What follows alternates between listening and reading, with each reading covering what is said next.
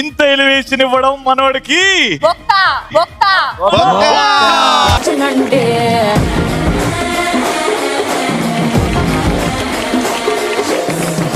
చూడడానికి ఎలా ఉందో తెలుసా?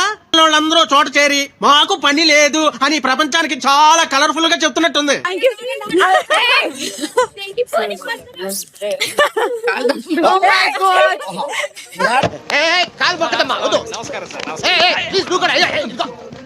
సిద్ధు అండ్ సోనియా జడ్జెస్ అందరూ కలిపి మీకు ఇచ్చే పాయింట్స్ 45.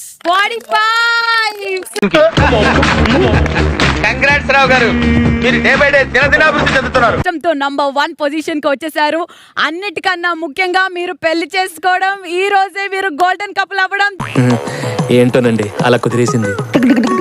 ముఖ్యంగా దృష్టిలో పెట్టుకోవాల్సింది మ్యాట్ ఫర్ ఈచ్ అదర్ లోని ఫస్ట్ హాఫ్ పూర్తయిపోయింది, సెకండ్ హాఫ్ మీ చేతుల్లోనే ఉంది. కాబట్టి ఇలాంటప్పుడే మనం అడుగు ఆచి తూచి వెయ్యాలి.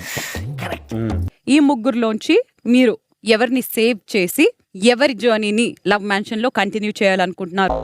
చెప్పు. మీ స్పిరిట్ కి నేనే చాలా సార్లు సెల్యూట్ చేసింది, బట్ ఇంజూర్డ్ లెగ్ తో ఆడడం అనేది నాకైతే ఇష్టం లేదు.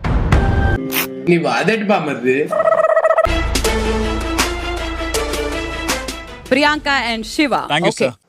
వీళ్ళిద్దరే నాకు బాగా దించారు.